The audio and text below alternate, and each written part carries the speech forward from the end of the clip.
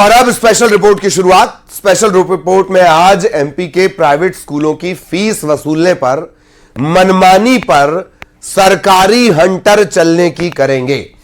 दरअसल मोहन सरकार ने विधानसभा में मंगलवार को निजी विद्यालय अधिनियम 2024 विधेयक पेश किया। इसमें प्राइवेट स्कूलों की मनमानी फीस वसूली पर लगाम का सुपर एक्शन प्लान होने का दावा किया जा रहा है। सबसे पहले समझिए नए एक्ट में 3 वो बड़े बदलाव कौन कौन से हैं, ये आपके सामने है। ट्रांसपोर्ट फीस को सालाना फीस में शामिल कर लिया गया है, जो पहले शामिल नहीं थी। इसके अलावा फीस बढ़ाने के लिए विभागीय कमेटी का गठन का फैसला है।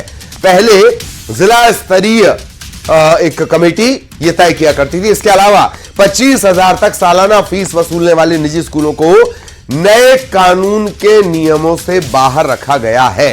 3 वो बड़े बदलाव क्या है वो जान लीजिए।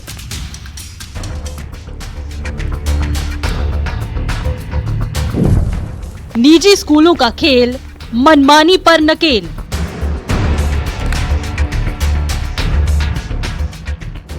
निजी स्कूलों की ठगी नीति पर ठोस नीति।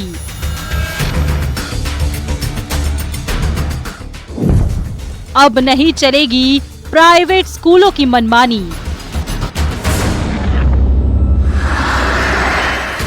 प्राइवेट स्कूलों की मनमानी फीस वसूली पर नकेल कसने को लेकर मोहन सरकार ने प्राइवेट स्कूलों के बनाए गए फीस एक्ट में बदलाव का विधेयक विधानसभा में पेश किया है, जिसके मुताबिक अब प्राइवेट स्कूल ट्रांसपोर्ट फीस अलग से नहीं ले सकेंगे, यानी ट्रांसपोर्ट फीस सालाना फीस का हिस्सा होगी। वहीं स्कूल फीस में tuition, library, computer, caution money और एडमिशन फीस को भी शामिल किया जाएगा। इसके अलावा नए विधेयक में निजी स्कूलों के फीस बढ़ोतरी को लेकर भी नियम बनाए गए हैं, जिसके तहत 15% से ज्यादा फीस बढ़ाने पर जिला राज्य स्तरीय कमेटी के अलावा अंतिम फैसला विभागीय कमेटी लेगी। 25,000 रुपए सालाना फीस लेने वाले स्कूल अब इस कानून के दायरे में नहीं आएंगे, यानी ऐसे स्कूल जिनकी सालाना फीस 25,000 रुपए या उससे कम है, उन्हें फीस बढ़ाने के लिए जिला समिति की अनुमति नहीं लेनी होगी।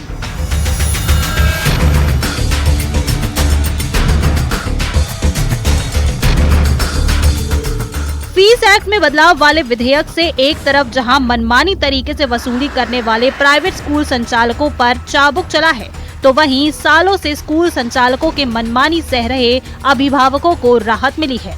अभिभावकों ने इस विधेयक का स्वागत किया है। एक्सपेंसेस हैं जो अननेसेसरी जुड़ जाते हैं स्कूलों की तरफ से। अच्छा है, ज्यादा फीस एक्स्ट्रा नहीं देना पड़ेगा, एक्स्ट्रा चार्जेस जो लगते हैं वो नहीं देने पड़ेंगे।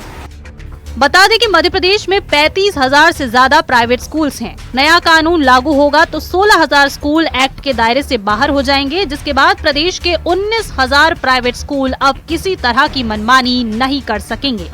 बहरहाल फीस एक्ट में बदलाव का विधेयक अभी विधानसभा में पेश हो चुका है। विधानसभा से पारित होने के बाद विधेयक को राज्यपाल की मंजूरी के लिए भेजा जाएगा और राज्यपाल की मंजूरी के बाद विधेयक कानून में तब्दील हो जाएगा। Bureau report, news 18।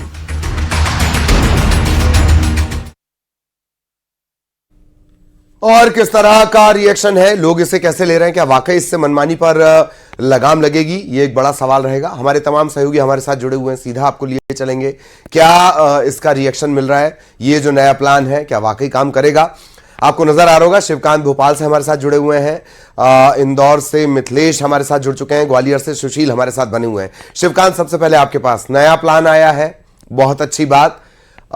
जितनी बार भी इस तरह की नीति बनाने की कोशिश की गई, निजी स्कूलों का एक नेक्सस है जो एक साथ काम करता है। शिवकांत।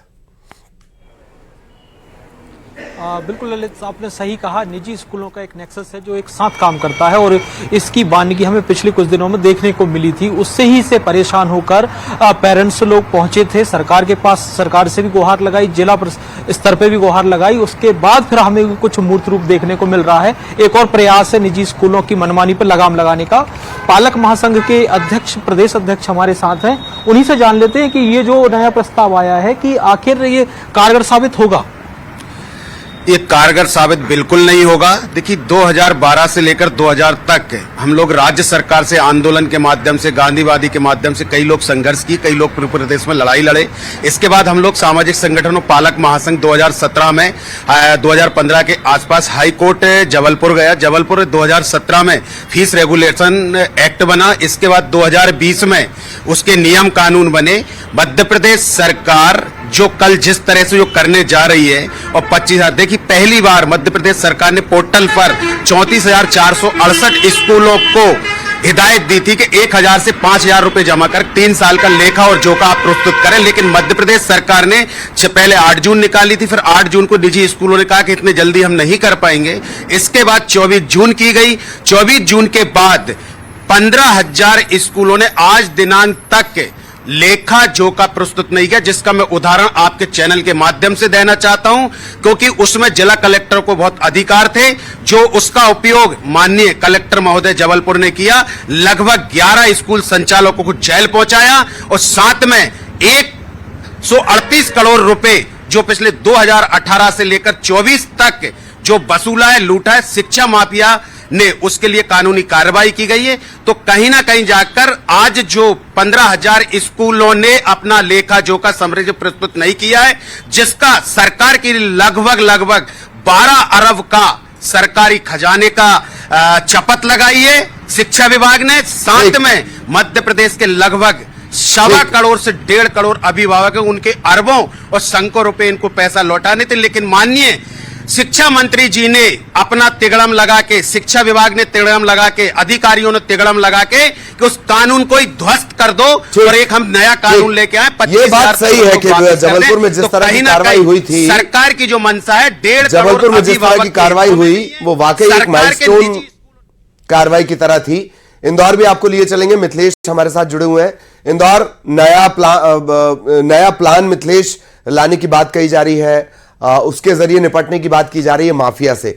यह सबसे बड़ी हैरानी और चिंता की बात है कि ज्यादातर शिक्षा माफियाओं के तार रसूखदार नेताओं से जुड़े होते हैं। मिथिलेश,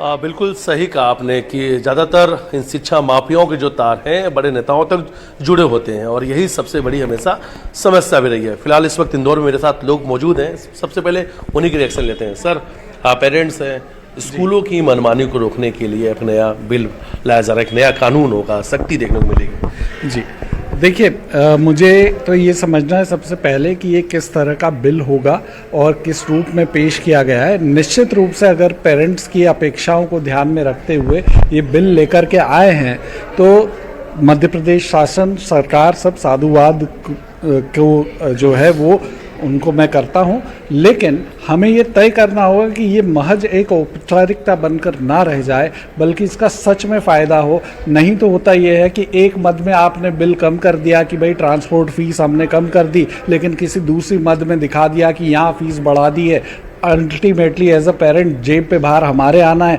खर्चा हमारा होना है, समस्या हमारी बनी रहनी है। तो महज औपचारिकता ना हो, सिर्फ एक प्रचार प्रसार के लिए लाया गया बिल ना हो, बल्कि इसका सच में फ़ायदा एक जन को मिले, ये तय होना बहुत ज़रूरी है। तो यही अपेक्षा है कि सही रूप में इसको लागू भी किया जाए, तो फिर निश्चित रूप से ये बहुत सराहनीय कदम रहा है। बिल्कुल, तो सिर्फ औपचारिकता नहीं रह जाए, आप सिर्फ औपचारिकता बन के ना रहे। ऐसा ना हो कि यहाँ तो आपने पैसे रोक लिए, दूसरी जगह से कहीं पैसे निकालने शुरू कर दिए। तो सरकार इस बात को भी ध्यान दे, बिल्कुल ऐसा ना हो कि ये डकैती किसी और रूप में। एक सवाल छोटा सा, मनमानी तो है, जैसा चाहे वैसे बिल वैसा पैसा लेते हैं। बिल्कुल मनमानी हो रही है, कहीं कोई रूल्स एंड रेगुलेशन नहीं है। अलग अलग स्कूलों में जाओ, फीस का कोई, किसी ने 2,000 रुपये बढ़ा दी, किसी ने 10,000 रुपये बढ़ा दी, किसी ने 15,000 रुपये बढ़ा दी।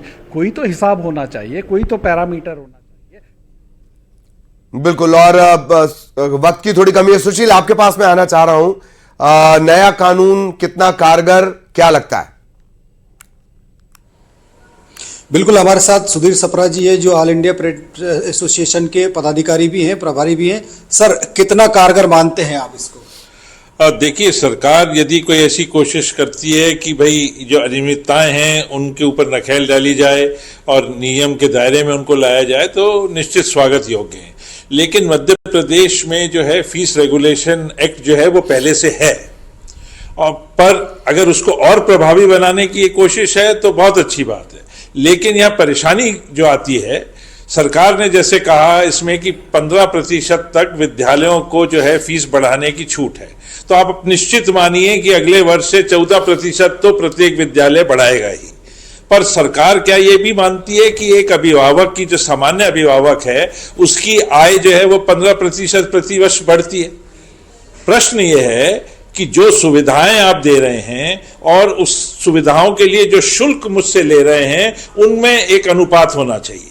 हो क्या रहा है कि विद्यालय जो है वो कई प्रकार के खर्च दिखाकर वो ये दिखाते हैं कि भाई हम जो फीस ले रहे हैं, जो शिक्षण शुल्क ले रहे हैं, उसमें हम मुश्किल से अपना खर्चा पूरा करते हैं। एक अभिभावक प्रतिनिधि होने के नाते मेरा सिर्फ ये प्रश्न है ऐसे विद्यालयों से कि यदि आप मुश्किल से अपने खर्चे पूरे करते हैं तो जो आपके ट्रस्ट कॉर्पस हैं उसमें लाखों रुपए की प्रतिवर्ष बढ़ोतरी कैसे हो जाती है? ये पैसा कहां से आता है? ये पैसा अभिभावकों से ही वसूला जाता है। यहां मैं आपको एक बात स्पष्ट करूं, दिल्ली हाईकोर्ट के निर्देश पर दिल्ली में एक जस्टिस दुग्गल कमेटी बनी थी। दुग्गल कमेटी ने बड़े स्पष्ट रूप से कहा कि विद्यालय जो शुल्क लेते हैं उससे उन्हें अपने एक्सपेंसेस पूरे करने का तो अधिकार है। एक्सपेंसेस मतलब staff, teaching staff, non teaching staff की सैलरी, इलेक्ट्रिसिटी बिल और ये सब। लेकिन स्कूलों को यह अधिकार नहीं है कि वो एक्सपेंडिचर जो है वो भी इस शुल्क से पूरा करें। एक्सपेंडिचर हो गए कि आप एक पेज का पूरा विज्ञापन देते हैं, उसके लाखों का खर्च भी जो है वो खर्चे में डाल देते हैं। उससे शिक्षा के स्तर में बढ़ोतरी नहीं हो रही। आप बातचीत करिए। बहुत मार्के की बात दरअसल सप्रे साहब ने कही है, सप्रा साहब ने कही है कि एक शब्द और आया, एजुकेशन फी। सारा खेल इसी का रहता है दरअसल। बहुत बहुत धन्यवाद आप सभी का हमारे साथ जुड़ने